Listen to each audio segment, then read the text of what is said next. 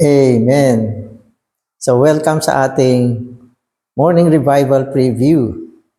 At ang schedule natin ngayon mga kapatid ay week 7, day 3. Amen. So babasahin ko na yung mga Bible verses natin. Revelation 3:7-8. And to the messenger of the church in Philadelphia write, These things says the Holy One, the true one, the one who has the key of David, the one who opens and no one will shut, shuts and no one opens. I know your works. Behold, I have put before you an open door, which no one can shut, because you have a little power and have kept my word and have not denied my name. Amen. So dito pinapakita sa atin yung mga features, mga katangian ng church in Philadelphia. Kasi dito sa mga 7 eklesiya, ang eklesiya sa Philadelphia ay hindi napagwikaan. So, hindi siya napagwikaan, parang walang nakitang negatibo sa kanya. Kaya napaka-ideal itong church in Philadelphia.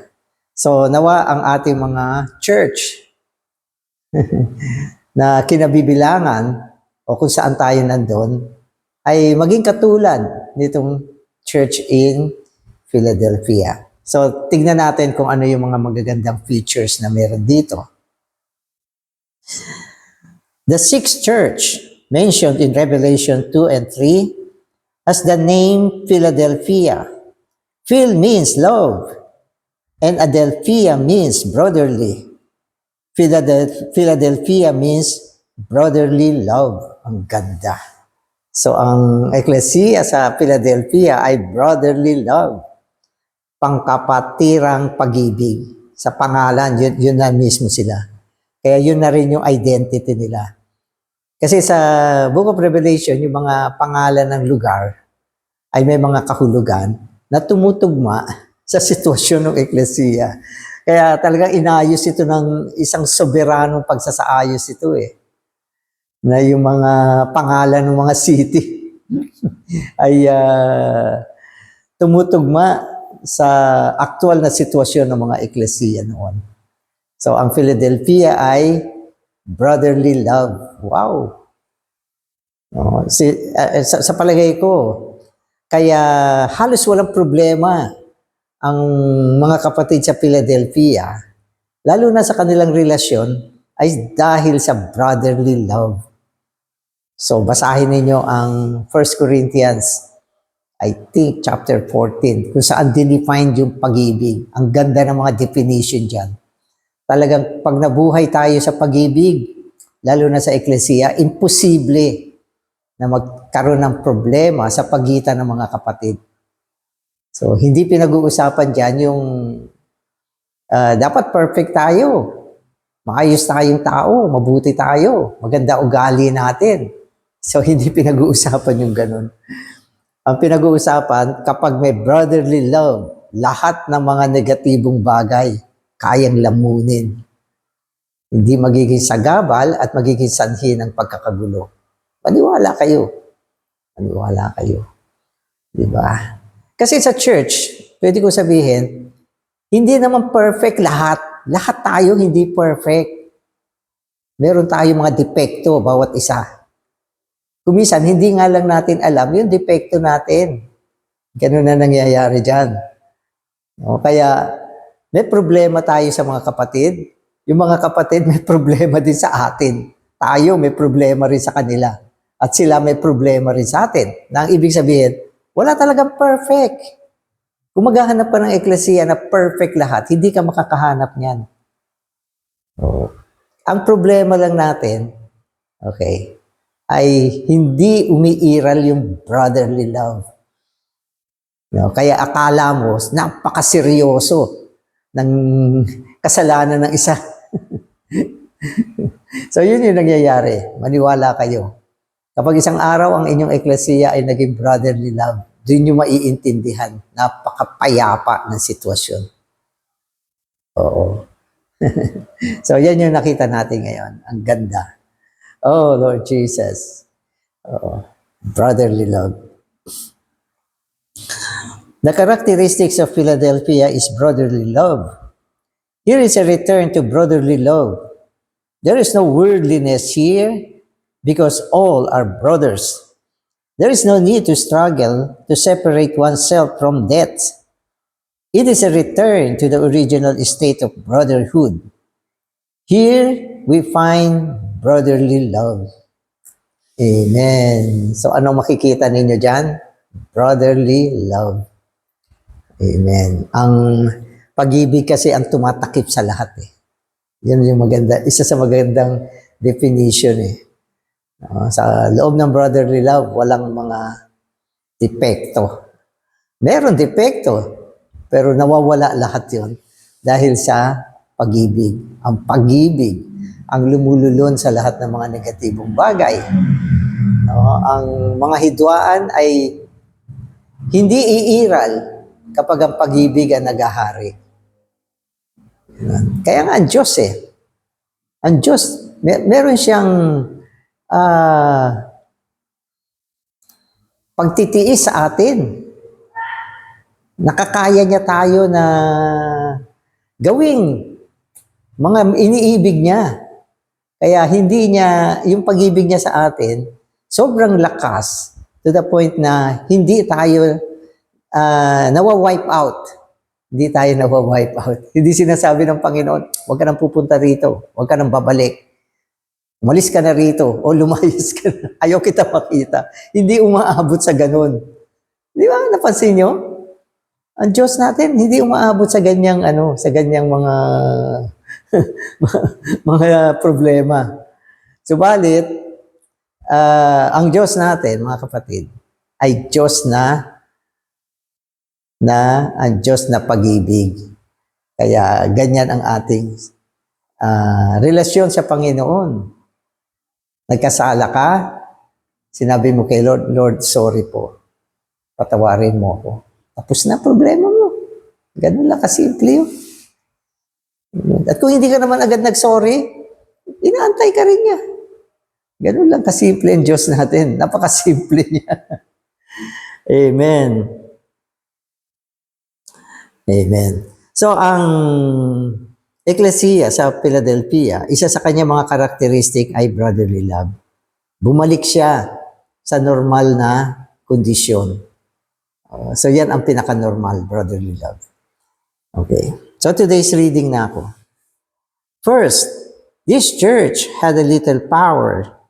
Many times we estimate the church in Philadelphia too high, thinking that this church was strong and prevailing. Actually, it was not so. Whereas we estimate the church in Philadelphia very highly, the Lord said that she had a little power. What pleases the Lord is not that we are strong, but that we use our little power to do the best we can. Do not try to be strong. You can never surpass what the Lord gives you. Amen. So, anong sabi ng Panginoon? Meron kang little power. Maliit lang ang iyong kakayahan. Pero ang liit lang ng kakayahan niya. Pero napaka-pleasing niya sa paningin ng Panginoon. Di ba? Ang Panginoon, nahipo, nalugod, na-satisfy dito sa church na ito. Pero nung inassess niya kung anong meron siya, sabi ng Panginoon, little power ang meron ka.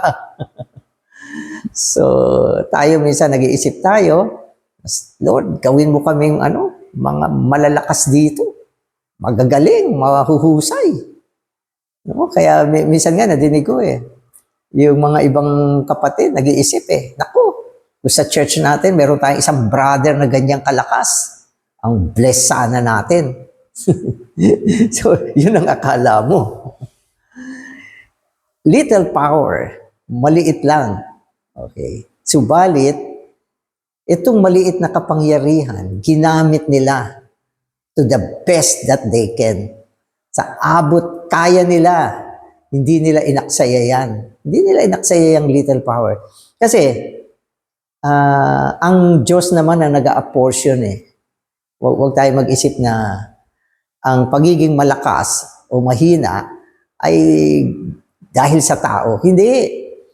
Lahat ng bagay na meron tayo ay galing sa Diyos. Sinukat niya yan.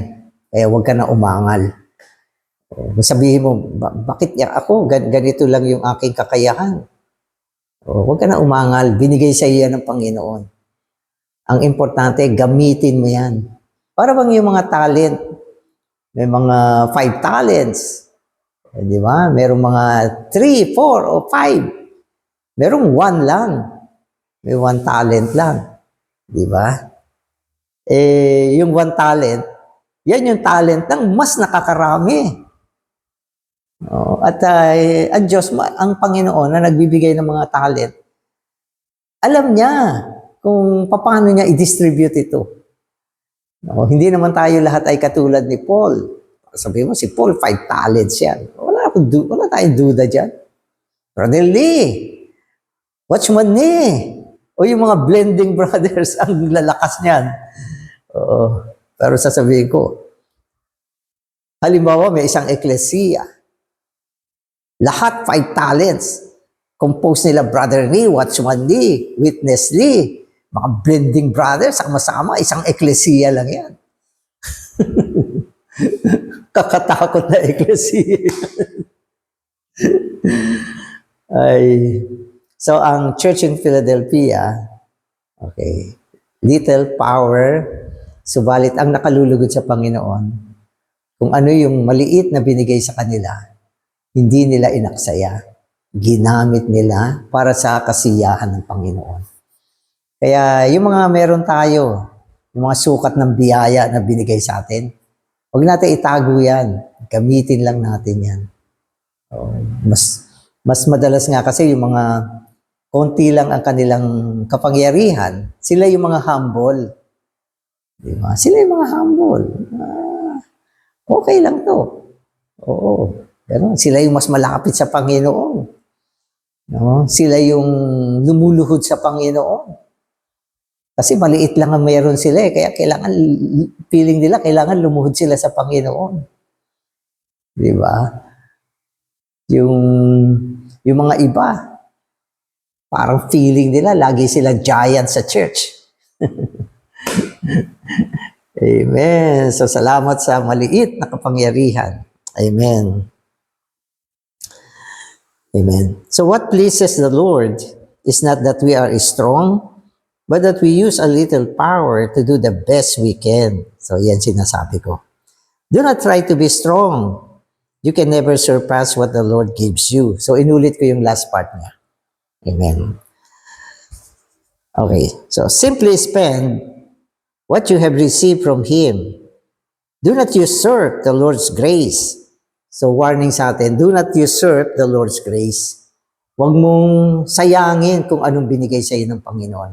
Maliit man yan o malaki, huwag mong aksayahin yan. Yan ay mahalaga na dapat nating gamitin para sa Panginoon. Hindi yan sinusukat kung malaki siya o maliit. Huwag mo sabihin na ang liit lang din. Wag nang pansinin to. Ang daming malalaking power. Mali ka diyan. Pag ganyan ka, babagsak ka. Minsan naalala ko ito naman material offering. May nagsabi sa akin, brother, ako kasi napakaliit lang ng income ko. Kaya yung tungkol sa pagbibigay, bahala na yung malalaki ang magbigay. Ako naman, napakaliit Yan ang akala mo. Yan ang akala mo. Pero ang Panginoon, lagi pa rin nakatingin sa katapatan ng puso natin. Hindi sa laki, sa liit. Kung naalala nyo, doon sa Ebanghelyo, merong isang byuda doon. Na ang meron siya, ilang pirasong coins lang. Byuda siya, mahirap siya, wala na ang kanyang asawa na nagbibigay sa kanya. Yun na lang ang meron siya. Napakaliit. Pero binigay pa rin niya sa Panginoon. Ano sabi ng Panginoon? Ito ang nagbigay ng pinakamalaki. At naisulat yan sa Biblia, pero actual na nangyari yan. At hindi naligid sa pananaw ng Panginoon ito. Sapagat ang Diyos, si Kristo ang Diyos na nakakakita sa lahat ng bagay. Kaya huwag tayo magsabi na ang liit, huwag na. Hindi. Maliit, pero napaka-precious sa mata ng Panginoon. Kaya yung katapatan natin, yan ang mahalaga. Amen. Okay. So sabi niya, do not usurp the Lord's grace. None among us can say that he has received nothing from the Lord. Even the least among us has received a certain amount of grace from him. You must spend that grace, using it to your best. If you do this, the Lord will appreciate you and say, good, you have a little power, yet you have kept my word with the power you have. Amen. Amen. So yan yung sinasabi natin. Huwag nating aksayahin ang ibig sabihin ng usurp, kinakamkam mo kung ano yung sa Panginoon. Hindi mo siya binibigay. No? Kaya dapat may prinsipyo na lahat ng bagay na tinamo natin ay galing sa Panginoon. Lahat ng bagay. At lahat ng bagay na tinamo natin mula sa Panginoon, laging meron siyang bahagi dyan. Kalakasan, material na yaman, biyaya, kapangyarihan, karunungan, lahat ng meron tayo na nanggaling sa Panginoon at nanggaling sa Panginoon naman talaga, meron siyang bahagi dyan. Meron siyang bahagi. Halimbawa, araw-araw, ginagamit natin yung karunungan natin sa maraming bagay sa buhay natin. Pero dapat may bahagi ang Panginoon dyan. Yung puwersa natin, physical, may bahagi ang Panginoon dyan. Yung oras natin, may bahagi ang Panginoon dyan. Yung biyaya, kalakasan ng Espiritu, ginagamit natin yan, pero may bahagi ang Panginoon dyan. Huwag nating i-usurp ang mga bagay na binigay sa atin. Kung ano sa Kanya, ibigay natin. Amen. At ang Panginoon ay matutuwa.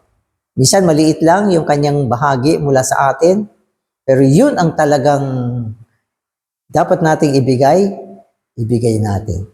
Amen. Wala tayong ninanakaw mula sa Panginoon. Binibigay natin yung dapat na ibigay natin. Gaano man yan kaliit. Amen. Amen.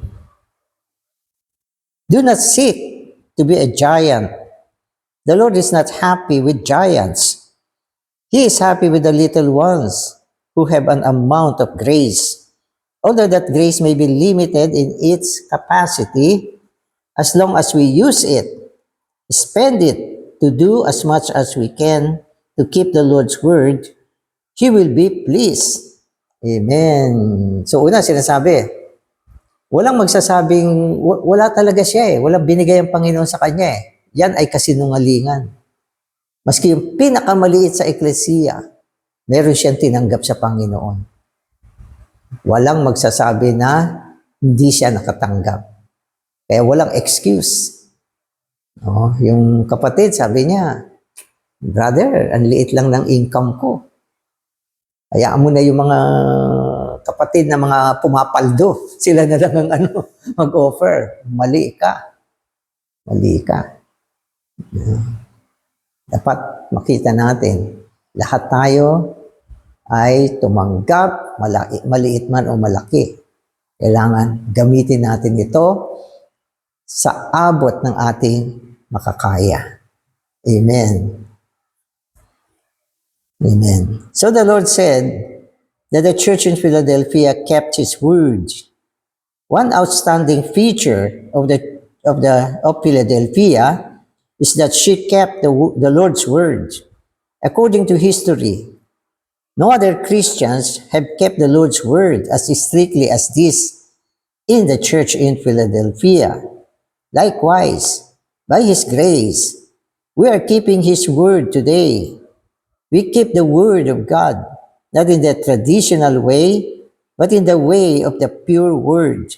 This offends those who want to hold the traditions of their forefathers. The church in Philadelphia does not care for tradition. She cares for the word of God. O ito, ano pang meron siya? Word. Word. No? Sabi niya sa church in Philadelphia, iningatan mo ang aking salita. In English, you have kept my word.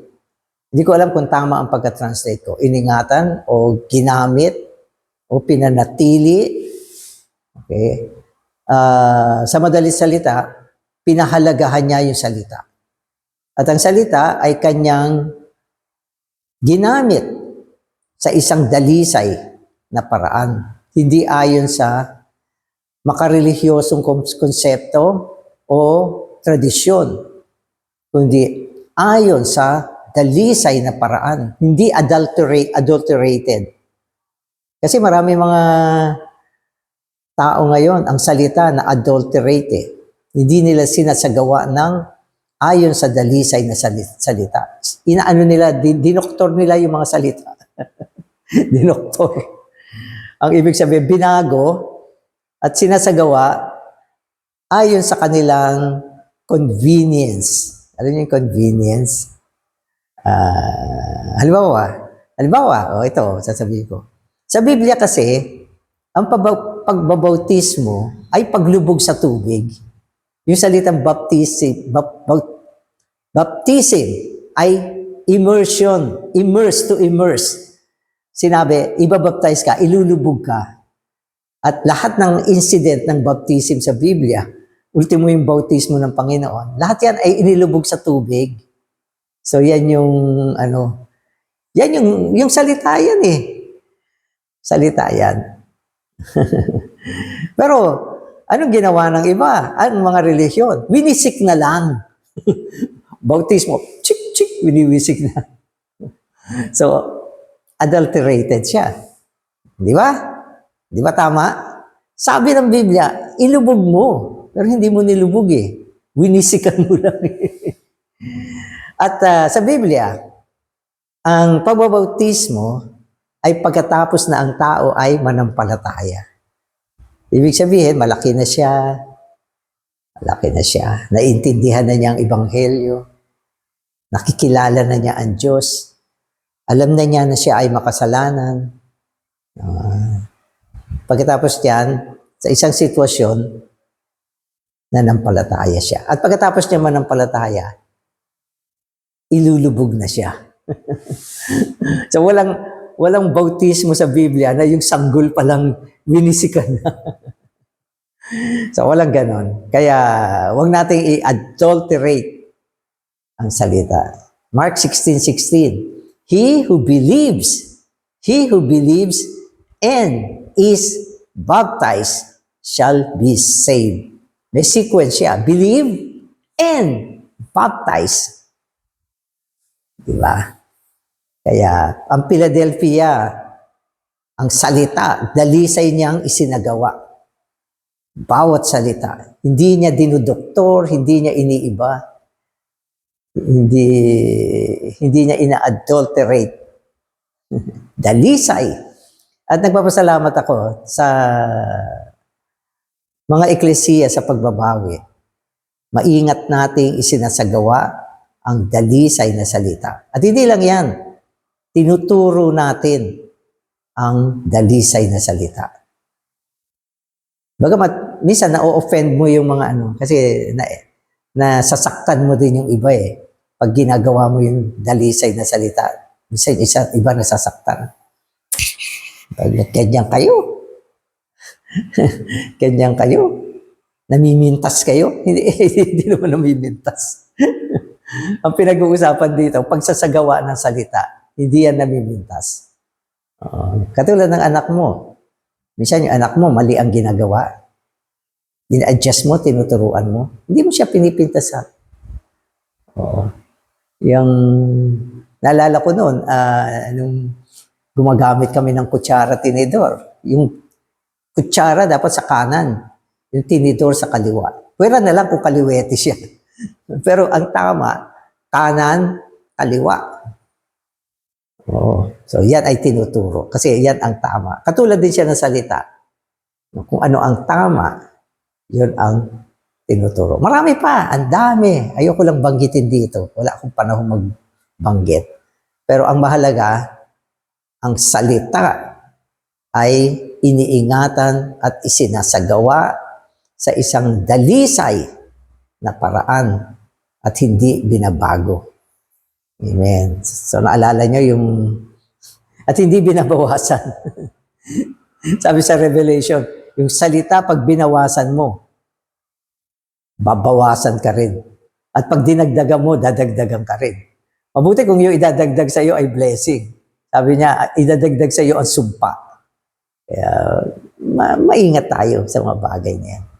Pero yun nga, yan ay isa sa mga features ng Philadelphia. In verse 8, the Lord also said that the church in Philadelphia did not deny His name.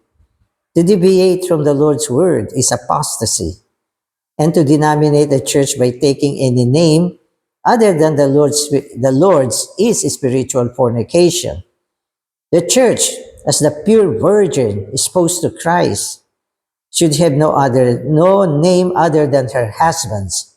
All other names are an abomination in the eyes of God. So Christ and the church, universal couple.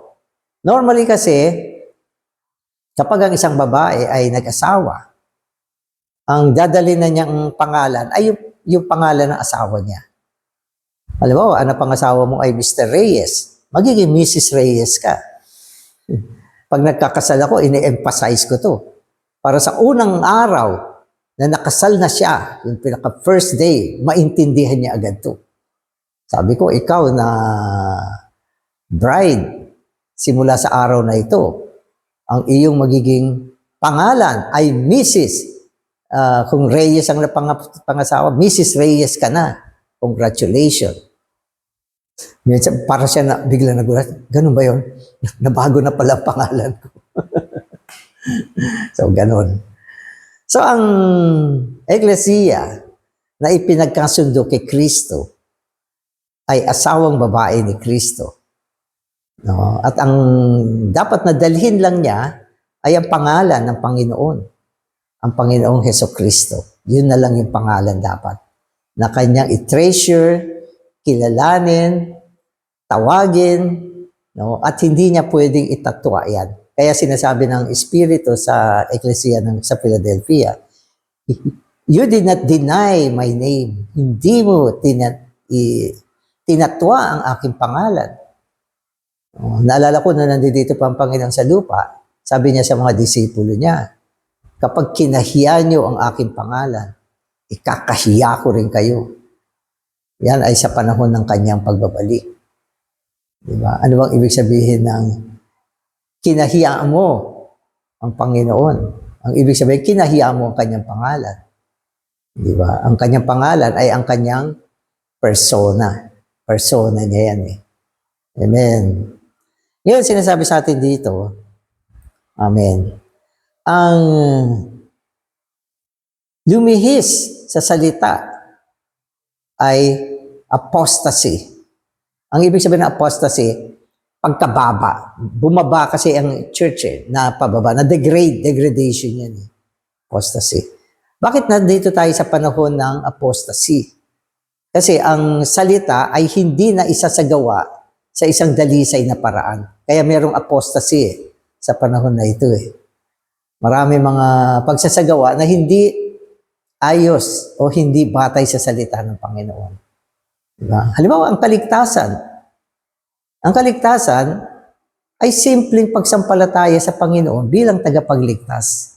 Kaya sinasabi sa atin, kapag ikaw ay nanampalataya sa Panginoong Hesukristo, maliligtas ka. Pero mayroong mga ibang pagtuturo na nagsasabi, gusto mo maligtas? Sumali ka sa amin.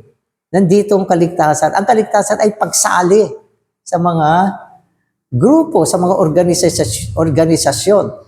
Yan ay apostasy.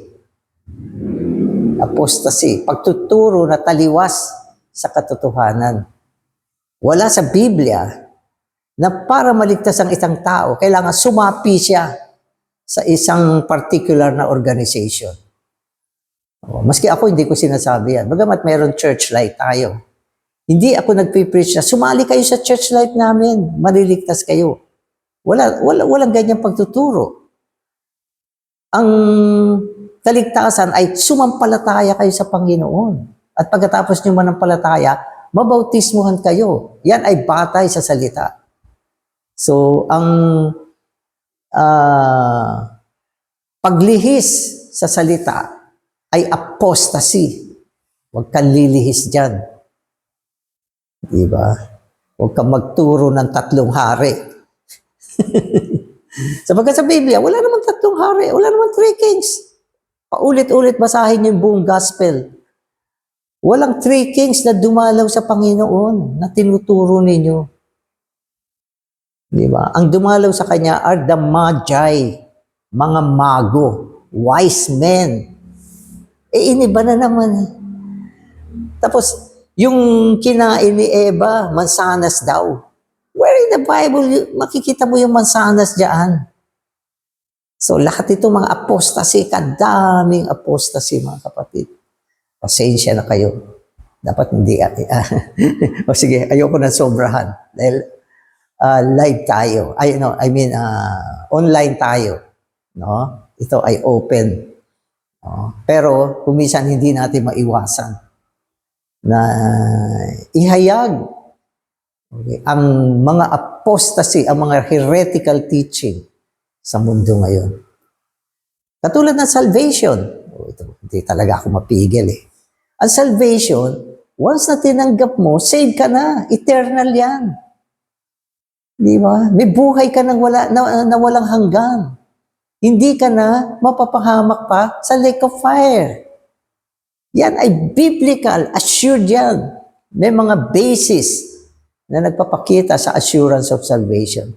Pero meron pa rin nagtuturo. Naligtas ka ngayon, at kapag ito ay ginawa mo, hindi ka naligtas.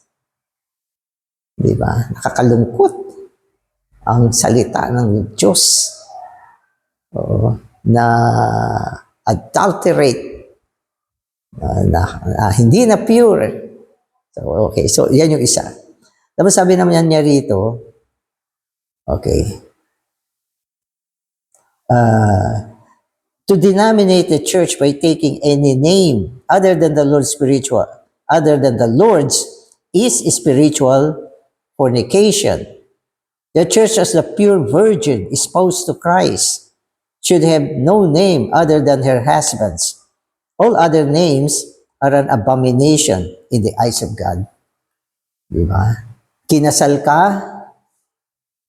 kay Mr. Reyes. So yun ay asawa mo. Dapat Mrs. Reyes ka na. Pero sabi mo, ayoko ng Mrs. Reyes. Gusto ko Mrs. Jones. Imported. Ano yan? Fornication na yan. No, inaangkin mo ang pangalan ng asawa ng iba. At ang sarili mong asawa, ang pangalan ng asawa mo, hindi mo tinatanggap. Kaya huwag niyo sabihin na ang pangalan hindi mahalaga. Tayo ay naligtas sa pamamagitan ng pangalan ng Panginoon. Di ba? At inutusan tayo na tawagin ang pangalan na ito. At sinasabi, ang pangalan ng Panginoon ang pinakamataas na pangalan. No? At inuutusan tayo manalangin sa pangalan ng Panginoon. Magbautismo sa pangalan ng Panginoon. Magpalayas ng mga demonyo sa pangalan ng Panginoon. At lahat ng ginagawa natin sa pangalan ng Panginoon. Kaya hindi pwedeng i-deny ang pangalan ng Panginoon. No? Maging ang eklesiya, hindi mo siya pwedeng i-denominate sa ibang pangalan. Hindi mo pwedeng gamitin yung mga ibang kung ano-ano mga pangalan para i-identify ang church. Ang Biblia, hindi niya binigay ang mga kung ano-ano mga pangalan ng eklesiya sa panahon na ito. Mga na-denominate sa kung saan-saan mga pangalan, kaano-ano. Pwede spiritual. Pero hindi din yan tama sapagkat yan ay hindi ayon sa salita. Amen. Amen. The return to the pure words from all heresies and traditions, and the exalting of the Lord's name by abandoning every other name, constitute the most inspiring testimony in the recovered church. Praise the Lord. Amen. So ito ang pinaka magandang bagay na ang tao ay bumalik sa dalisay na salita mula sa mga heresies at mga tradisyon. Itaas ang pangalan ng Panginoon, no? At i-abandon, bitawan lahat ng mga pangalan, okay, na ginagamit ng mga tao ngayon upang sa ganon mabuo ang isang totoong eklesiya na nabawing eklesiya. So yan lang ang paraan. Wala na. Di ba? Bumalik sa dalisay na salita. Itakwil ang lahat ng mga pangalan na hindi ang pangalan ng Panginoon. Ano pa? At ang eklesiya, ilabas mula sa mga pangalan na na-denominate upang siya ay maging isang dalisay na eklesiya. Amen. Amen. This is why the church in the Lord's recovery has the revelation and presence of the Lord and expresses the Lord in a living way, full of light with the riches of life. Amen. So yan naman ang salamat sa Panginoon, meron tayo. No? Ang mga eklesiya sa pagbabawi, tumanggap ng pahayag. Okay. Nananatili ang presensya ng Panginoon, na ihahayag natin ang Panginoon sa isang buhay na paraan, no? Puno ng liwanag, at natatamasa natin ang mga kayamanan ng buhay, no? Sapagkat tayo ay napadalisay. So bakit ba natin tinatawag ang eklesiya natin na sinasagawa ngayon? Eklesiya sa pagbabawi. Church in recovery. Ang ibig sabihin ng term na recovery, hindi ka nagdagdag o nag-imbento. Ang ibig sabihin ng recovery, nabawi. Ang ibig sabihin ng salita nabawi, kung ano yung nandyan, ibinalik mo. Dating nandyan na wala, ibinalik mo, ni-recover mo. Kaya ang eklesiya na siyang kalugod-lugod ngayon ay ang eklesiya na nabawi na.